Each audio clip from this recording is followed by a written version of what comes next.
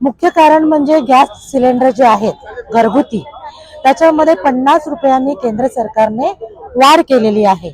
आपल्याला माहितीच आहे की 8 तारीख पासून ही वाढ घोषित करण्यात आलेली आहे। घरगुती सिलेंडरवर 50 रुपये, तर जो सीएनजी आहे, ज्या गाड्यांमध्ये सीएनजी भरला जातो तो 1.5 रुपयांनी वाढवलेला आहे। आणि जो गॅस पाईपद्वारे येतो ज्याला पीएनजी म्हणतात त्याच्यावर सुद्धा 1 रुपयाने वाढ झालेली आहे। शिवाय ज्या मोदी सरकारने गरीब गरजू महिलांसाठी उज्ज्वला योजना आणली होती आणि तो सिलेंडर महिलांना 500 रुपयात मिळत होता, त्याला सुद्धा यांनी सोडलं नाही, तो सुद्धा 550चा झालेला आहे। त्याच्यामुळे आज महिलांचं बजेट कोलमडलेलं आहे।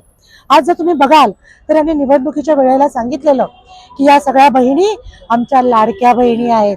आज लाडक्या बहिणींच्या नवऱ्यांच्या नोकऱ्यांचं खाजगीकरण होऊ लागलेलं आहे, मुलांना नोकऱ्या नाहीत आणि अशा परिस्थितीत या लाडक्या बहिणी कुठेतरी कसं तरी आपलं घर चालवत होत्या, तर आता सिलेंडरचे रेट 50 रुपयांनी वाढलेले आहेत। जेव्हा सिलेंडरचे रेट वाढतात, जेव्हा पेट्रोलचे दर वाढतात, तेव्हा इतर पण सगळ्या वस्तूची महागाई वाढते आणि सामान्य माणसाचं जीवन फार मुश्किल होऊन जातं।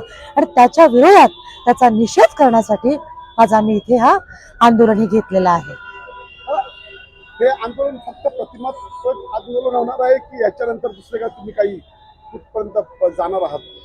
नाही, आज तर आम्ही प्रतिकात्मक घेतो आहोत, पण आम्ही या माध्यमातून ज्या तेव्हाच्या मंत्री ज्यांनी सिलेंडरच्या विरोधात ज्या रस्त्यावर उतरल्या होत्या त्यांना सोबत घेणार आहोत।